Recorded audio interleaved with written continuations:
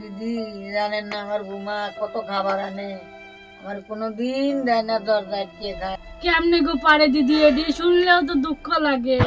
জানেন এই নাটিটি পরে আমার তো কি খারাপ লাগে, ডাক যেই একটুকু শোনেন আমার কথা কোনো। সত্যি দিদি কেমনে গো পারে এরকম, আমি তো আচার্য হয়ে যাই শুই না, কি করে পারে শাশুড়ির কথা না শোনা চলতে।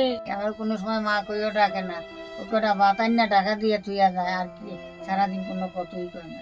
ও দিদি কেমনে গো পারে দিদি, এদি কি আচার্য ব্যাপার, এদি কি আচার্য ব্যাপার। এদিক দিয়ে আমার বৌমা ভালা, আমি যা বলি তাই শুনবো, কোনো সময় কথার অবাধ্য হইব না দিদি। হ্যাঁ এদিক দিয়ে আমি ভালা বৌমা পাইছি। তাইলে তো দিদি তোমার কপাল খুব ভালো, তোমার কথা শুনে তোমার বৌমা। হ্যাঁ ঠিকই, আর ওইসব নাইটি টাইটি একদম পড়তে দিই না, এক কথা শাড়ি শাড়ি পড়তে হইব।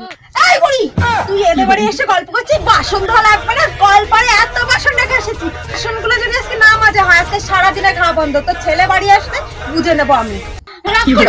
যাইতেছি বৌমা যাইতেছি। নাকি ওনার বৌমা ভালো।